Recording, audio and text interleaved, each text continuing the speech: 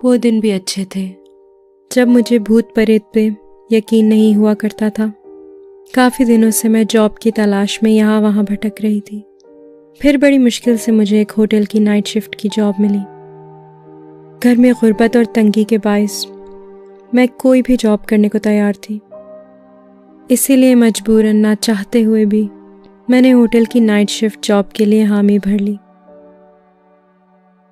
एक होटल की night shift job में आप कुछ दिलचस्प लोगों से मिलते हैं, मगर फिर भी ये काफ़ी आसान नौकरी है। सिर्फ आप में रात भर जागने की हिम्मत होनी चाहिए।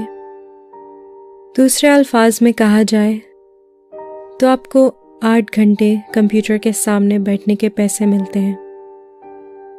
अगर कोई कस्टमर आया तो ठीक है, वरना पूरा टाइम आपका ही है। फिर रात को आपको रिपोर्ट तैयार करना होता है और सुबह के नाश्ते का सेटअप लगाना होता है। उसके बाद आप घर जा सकते हैं।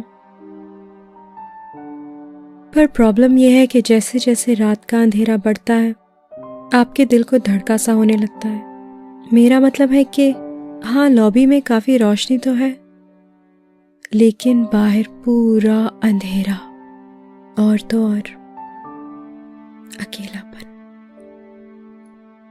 होटल की इस नाइट शिफ्ट जॉब का सबसे बड़ा मसला तो ये है कि रात में मैं यहाँ बिल्कुल अकेली होती हूँ और दूसरा कोई कोवर्कर मेरे साथ काम पे नहीं होता, जो कि मेरी इस जॉब को और भी ज़्यादा डिप्रेसिंग कर देता है। ये जान के भी कोई तसल्ली नहीं मिलती कि आप किसी इंसान से सिर्फ 30 फीट की दूरी पर हैं, जो कि शायद इस वक्त अपने कमरे में सो रहा होगा। वाकई कभी कभी तो मुझे ऐसा लगता है कि जैसे दुनिया ख़त्म हो गई हो और सिर्फ आप अकेले जिंदा हैं। हाँ, ऐसा भी कभी कभी होता है कि दूसरे शहर से आने वाला कोई बंदा या कोई फैमिली सुबह 4 बजे चेक इन करे, जिनके मुस्कुराते हुए चेहरे देखकर मुझे भी एक नकली सा स्माइल पास करना होता है। और फिर क्या, छोटी मोटी फॉर्मेलिटीज और फिर वही अकेलापन, अंधेरे में घूरते रहना और इंतज़ार, सिर्फ इंतज़ार कि सुबह कब होगी और कब मैं घर जा पाऊंगी। मन बहलाने का भी कोई तरीका नहीं है। आप अपना मन कैसे बहला सकते हैं जब आपके मन में खुद कुछ खटक रहा हो। नाइट शिफ्ट स्टार्ट करने के कुछ वक्त बाद ही मेरे अचानक रोंगटे खड़े हो जाते थे। दिल में ऐसे कुछ अटकता था कि जैसे कोई इंसान या कोई चीज़ मुझे घूर रही हो। होटल की लॉबी कुछ इस तरह से है। सबसे पहले हमारे सामने वाला दरवाज़ा है, जैसे कि होटल्स का होता है, ट्रांसपेरेंट शीशे का, जिसे मैं अपने कोलीग्स के जाने के बाद लॉक कर देती थी और अपना शिफ्ट शुरू करती थी। अंदर आते ही हमारा कॉमन एरिया पड़ता है। यहाँ एक सोफ़ा सेट है और एक टेबल पे मैगजीन्स का ढेर लगा हुआ है। इसके बाएं तरफ हमारा ब्रेकफास्ट एरिया है। क्योंकि ये होटल छोटा सा है तो ज़रा ये कंजेस्टेड सा लगता है। मेरे दाएं तरफ एक और दरवाज़ा है जो कि स्विमिंग पूल एरिया तक जाता है। ये काफ़ी छोटा, अनकंफर्टेबल और अजीब तरीके से बनाया गया है। खैर, मुझे इंटीरियर डिज़ाइनिंग के पैसे नहीं मिलते, मुझे इस बात के पैसे मिलते हैं कि ये सारी चीज़ें सही सलामत रहें। और हाँ, मेन डोर के बाहर एक घंटी है जिसे रात को आया हुआ कोई भी गेस्ट बजा सकता है। फिर मैं जाके गेट को अनलॉक करती हूँ और गेस्ट को वेलकम करती हूँ। वैसे तो ये मेन गेट 24 घंटे खुला होना चाहिए क्योंकि ये होटल है, लेकिन ये होटल एक हाईवे के बीच में है जहाँ पे दूर दूर तक कुछ भी नहीं। अगला पेट्रोल पंप भी यहाँ से 45 मिनट की दूरी पर है। तकरीबन रात के 4 बज रहे होंगे। ये मेरी दूसरी या तीसरी रात थी, तो मुझे अभी तक रात को जागने की आदत नहीं पड़ी थी। मेरी आंखें भारी थीं और थोड़ी थोड़ी देर में मुझे झपकी आ रही थी। फिर एक पॉइंट ऐसा आया कि मैं पूरी तरह से नींद में चली गई। तभी बाहर की घंटी बजी। फौरन से मैं चौंक के उठी और चाबी लेके गेट की तरफ भागी। नींद में गेट खोलने लगी, तभी मैंने ट्रांसपेरेंट शीशे की तरफ देखा। बाहर कोई नहीं था। मैंने सोचा कि शायद बहुत देर से इंतज़ार करके कोई चला गया होगा। नई जॉब पे सोने के लिए मैंने अपने आप को बहुत कोसा।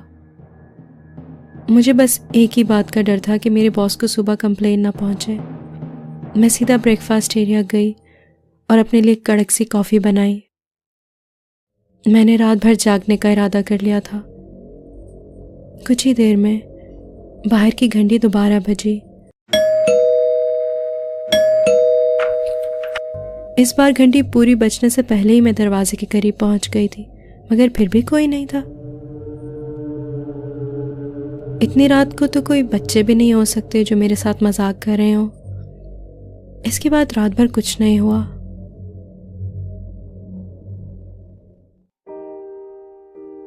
दो तीन रात गुजरने के बाद अब मुझे नाइट शिफ्ट की आदत सी पड़ चुकी थी और मैं ठीक ठाक काम करने लगी थी।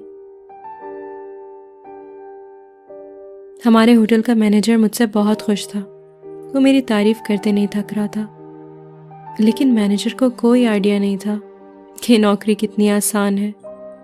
और जैसे कि मैनेजर्स करते हैं, मेरे अच्छे काम करने का इनाम उसने और काम दे के दिया। उसने कहा कि स्विमिंग पूल एरिया को थोड़ा साफ कर देना और ब्रेकफास्ट एरिया तैयार कर देना। मैंने कहा ठीक है, ये कोई मुश्किल काम नहीं था और ना ही मुझे सफाई से कोई परहेज है, और रात को वक्त काटने के लिए कम से कम कुछ तो होगा। मैनेजर ये बताना भूल गया था कि स्विमिंग पूल के पास रोशनी काफ़ी कम थी। स्विमिंग पूल की दीवारों के कोनों में बस 40 वॉट के 4 बल्ब लगे हुए थे, जिनका होना या ना होना बराबर था। लाइट बल्ब की रोशनी जहाँ ख़त्म होती, वहाँ से अंधेरा शुरू, और हमारा बाउंड्री वॉल अंधेरे की वजह से और भी दूर लग रहा था। हेलो दोस्तों, मुझे उम्मीद है कि आपको यह स्टोरी बहुत ही अच्छी और इंटरेस्टिंग लग रही होगी। अगर आपको यह अच्छी लग रही है तो प्लीज़ वीडियो को लाइक करें, चैनल को सब्सक्राइब करें और अपने फ्रेंड्स को शेयर करें जिनको भी हॉरर स्टोरीज में इंटरेस्ट है। हम आपके लिए ऐसी स्टोरीज लेके आते रहते हैं। अब आगे कहानी कंटिन्यू करते हैं। Let's go. 2-3 रात गुजरने के बाद अब मुझे नाइट शिफ्ट की आदत सी पड़ चुकी थी और मैं ठीक ठाक काम करने लगी थी। हमारे होटल का मैनेजर मुझसे बहुत खुश था। वो मेरी तारीफ करते नहीं थक रहा था, लेकिन मैनेजर को कोई आइडिया नहीं था कि नौकरी कितनी आसान है। और जैसे कि मैनेजर्स करते हैं, मेरे अच्छे काम करने का इनाम उसने और काम दे के दिया। उसने कहा कि स्विमिंग पूल एरिया को थोड़ा साफ कर देना और ब्रेकफास्ट एरिया तैयार कर देना। मैंने कहा ठीक है, ये कोई मुश्किल काम नहीं था और ना ही मुझे सफाई से कोई परहेज है, और रात को वक्त काटने के लिए कम से कम कुछ तो होगा। मैनेजर ये बताना भूल गया था कि स्विमिंग पूल के पास रोशनी काफ़ी कम थी। स्विमिंग पूल की दीवारों के कोनों में बस 40 वॉट के 4 बल्ब लगे हुए थे, जिनका होना या ना होना बराबर था। लाइट बल्ब की रोशनी जहाँ ख़त्म होती, वहाँ से अंधेरा शुरू, और हमारा बाउंड्री वॉल अंधेरे की वजह से और भी दूर लग रहा था। मुझे पता है, शायद सुनने में मैं आपको एक डरपोक सी लड़की लग रही होंगी, मगर अगर आपने कभी ऐसी नौकरी नहीं की तो आप नहीं समझेंगे। रात को अगर आप पूरी तरह से जाग भी रहे हो तो कुछ फिर भी अलग सा लगता है। इंसान का दिमाग कुछ बदल सा जाता है। ऐसी जगह पे तो इस दुनिया का सबसे बहादुर आदमी भी सहमा और डरा सा रहेगा। दिमाग में बहुत ही अजीब व गरीब ख्याल से आते हैं। जब भी मैं स्विमिंग पूल से आगे देखती तो मुझे ऐसा लगता कि शायद कुछ अंधेरे से निकल के अभी मेरी तरफ आएगा। मैंने अपने आप को संभाला, 2-3 लंबी सांसें ली और स्विमिंग पूल साफ करने लग गई। कुछ सूखे पत्ते ही थे। उन्हें उठाने के लिए मैं झुकी कि अचानक स्विमिंग पूल के पानी में एक कोयले से भी काली कांपती हुई परछाई दिखी मेरे ठीक पीछे।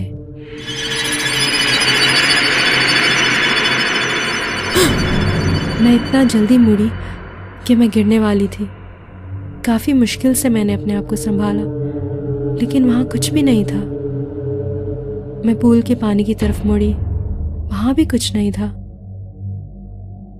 मैंने किसी तरह जल्दी जल्दी सफाई की और जल्दी से जाके दरवाज़ा लॉक कर दिया। उस रात मैं तो बाहर की लाइट्स भी बंद करना भूल गई थी।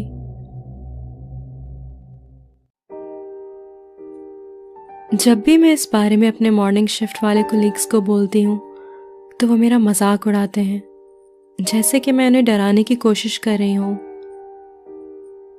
कम से कम वो मुझे पागल तो नहीं समझते। लेकिन ये सोच के चिढ़ भी होती है कि कोई मेरी बातों पे यकीन नहीं कर रहा।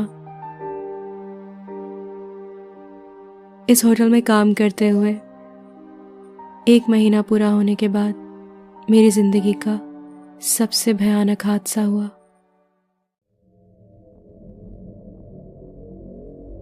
उस दिन न्यूज़ में आया कि आज भयानक आंधी और तूफान आने वाला है, जिसकी वजह से पावर कट हो जाएगा।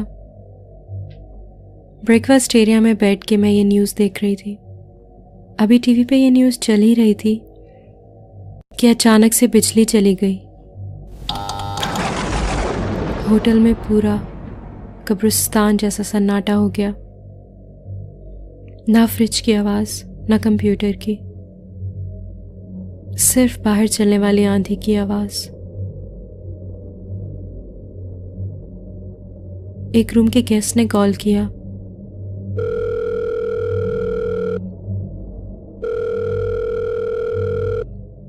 मैंने फ़ोन रिसीव किया। गेस्ट एक 18 या 19 साल का लड़का था जो कि कंप्लेन कर रहा था कि गीज़र काम नहीं कर रहा। 2 दिन पहले ही हमारा जनरेटर ख़राब हुआ था, उसकी वजह से पावर बैकअप नहीं था। मैंने सोचा कि इतनी रात को कौन नहाता है, गीज़र का ये क्या करेगा। खैर, गेस्ट को मैं ये बात नहीं बोल सकती थी। काफ़ी देर बहस करने के बाद और सॉरी बोलने के बाद उसने आखिर फ़ोन रख दिया। अब इसे मेरी खुशकिस्मती समझें या बदकिस्मती, क्योंकि उसके बाद किसी और ने कॉल नहीं किया और पूरी रात मुझे अकेले गुजारनी थी। मेरे पास सिर्फ एक टॉर्च थी, लंबी स्टील बॉडी वाली, जो कि आजकल चौकीदार भी यूज़ करते हैं। मेरे अब्बू हमेशा कहते थे कि बुरे वक्त के लिए हमेशा तैयार रहना चाहिए। अच्छा है मैंने उनकी बात सुनी। लेकिन एक प्रॉब्लम ये थी कि वो टॉर्च काफ़ी पुराना था। उसकी रोशनी कुछ कमज़ोर थी और वो बीच बीच में बंद भी हो जाया करता था। फिर मैंने वो आवाज़ सुनी। लोग कुछ भी कहें कि नहीं, वो हवा चलने की आवाज़ थी, या सूखे नल से हवा निकलने की, या दरवाज़ा बंद होने की। चाहे कोई कुछ भी कहे, लेकिन मैंने साफ सुना वो एक औरत के कराहने की आवाज़ थी, जो कि पूरी लॉबी में गूंज रही थी, बाहर नहीं। ये आंधी की आवाज़ नहीं थी। मैं किसी को बोलूं तो भी वो नहीं मानता। वो दर्द से कराहने की आवाज़ थी, जो कि सभी दीवारों से आ रही थी। और मैं टॉर्च को हर तरफ घुमा के देखने की कोशिश कर रही थी कि ये आवाज़ आखिर आ कहाँ से रही है। धीरे धीरे वो कराहने की आवाज़ पास आने लगी।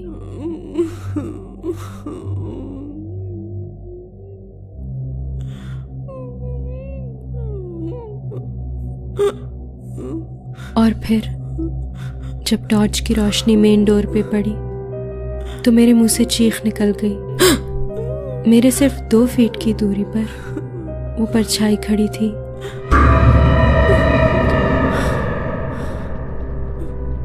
उसका चेहरा ऐसा था कि जैसे किसी चीज ने उसे तोड़ मोड़ दिया हो।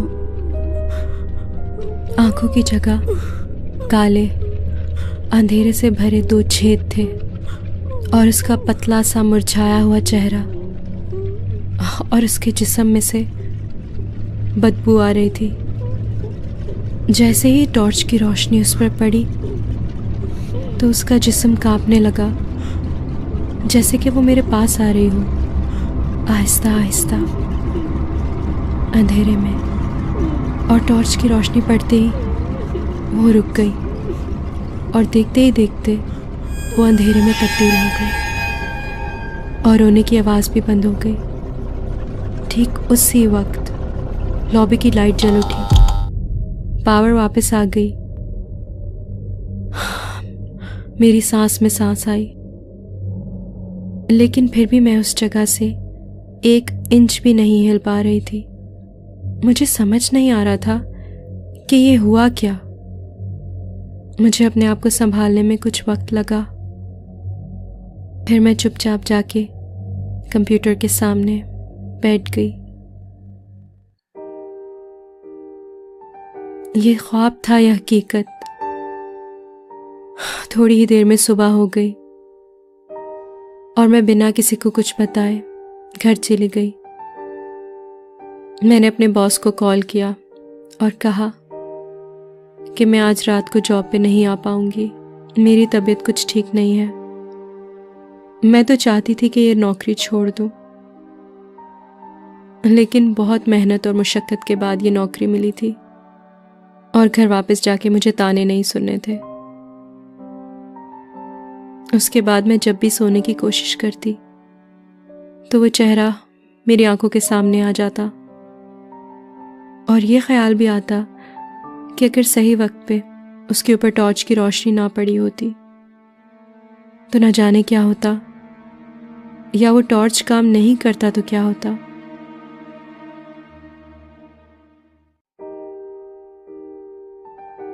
मैं यहाँ पे 4 महीने 3 हफ्ते और 6 दिन से काम कर रही हूँ। अगर ये 6 महीने होते तो मैं ये नौकरी छोड़ सकती थी, लेकिन 4 महीने का वर्क एक्सपीरियंस किसी काम का नहीं।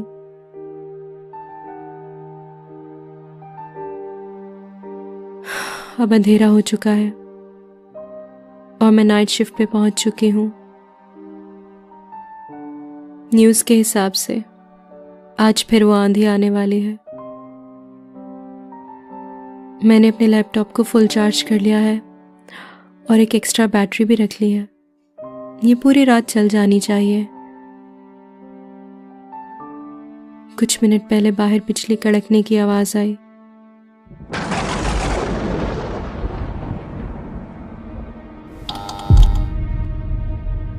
ओह, मेरा टॉर्च तो मेरी गाड़ी में ही रह गया है।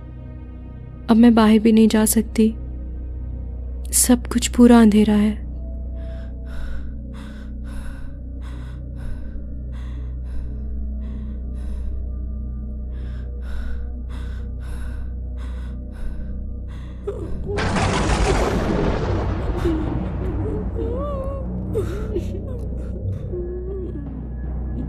ओह नो, लो बैटरी वार्निंग। दूसरी बैटरी तो सोफे पर है। मुझे फिक्र नहीं करनी चाहिए। लैपटॉप में जब तक पावर है मैं ठीक हूँ, तब तक मुझे कुछ नहीं हो सकता।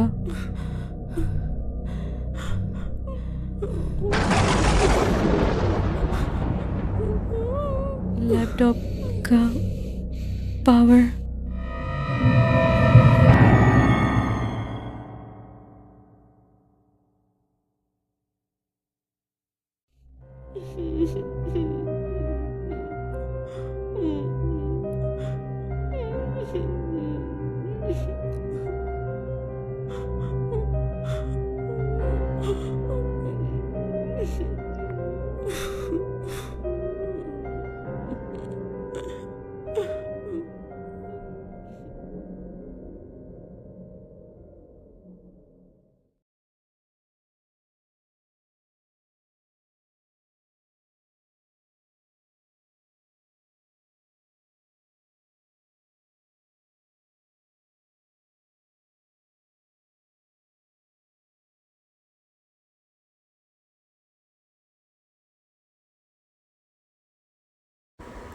हेलो दोस्तों, अगर आपको यह वीडियो अच्छी लगी हो तो प्लीज़ कमेंट में मुझे इसका रिव्यू ज़रूर दीजिएगा, ताकि हम आपके लिए ऐसी अच्छी अच्छी स्टोरीज़ लेके आते रहें। Thank you so much. Have a nice day.